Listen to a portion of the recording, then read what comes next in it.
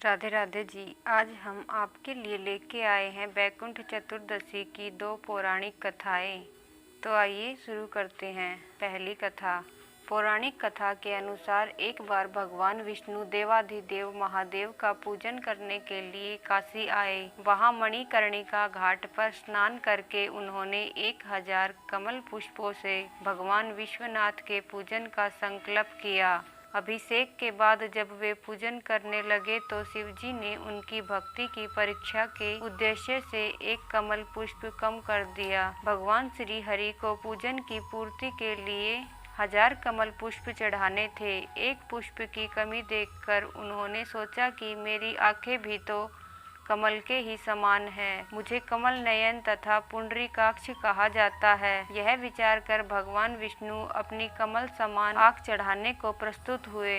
विष्णु जी की इस अगाध भक्ति से प्रसन्न होकर देवाधिदेव महादेव प्रकट होकर बोले, हे विष्णु, आपके समान संसार में दूसरा कोई मेरा भक्त नहीं है। आज की यह कार्तिक शुक्ल चतुर्दशी अब बैकुंठ चतुर्दशी कहलाएगी और इस दिन व्रत पूर्वक जो पहले आपका पूजन करेगा उसे बैकुंठ लोक की प्राप्ति होगी। भगवान शिव ने इसी बैकुंठ चतुर्दशी को करोड़ों सूर्यों की कांति के समान वाला सुदर्शन चक्र विष्णु जी को प्रदान किया। शिव जी तथा विष्णु जी कहते हैं कि इस दिन स्वर्ग के द्वार खुले रहेंगे।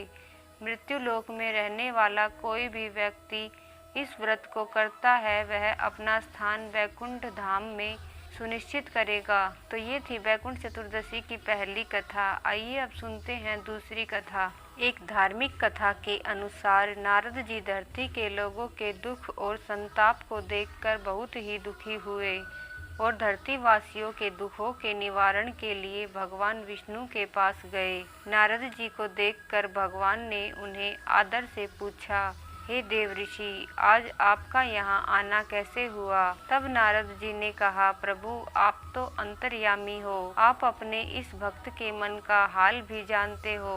धरती पर रहने वाले प्राणी अलग अलग योनियों में जन्म लेकर नाना प्रकार के दुख झेल रहे हैं। उनके उन दुखों से मुक्त करने और मोक्ष प्राप्ति के लिए कोई आसान सा उपाय बताइए। तब भगवान विष्णु ने नारद से कहा, हे नारद, तुमने पृथ्वी पर रहने वाले प्राणियों के हित के लिए बहुत अच्छा प्रश्न किया है। जो कोई भी मनुष्य कार्तिक मास की शुक्ल पक्ष की चतुर्दशी के दिन पूर्ण श्रद्धा और भक्ति के साथ मेरा व्रत एवं पूजन करेगा उसके सभी कष्टों का निवारण हो जाएगा और मरणोपरांत सीधे बैकुंठ धाम को प्राप्त करेगा। साथ ही कार्तिक मास की शुक्ल पक्ष की चतुर्दशी के दिन जो भी कोई मृत्यु को प्राप्त होगा उसे भी बैकुंठ की प्राप्ति होगी।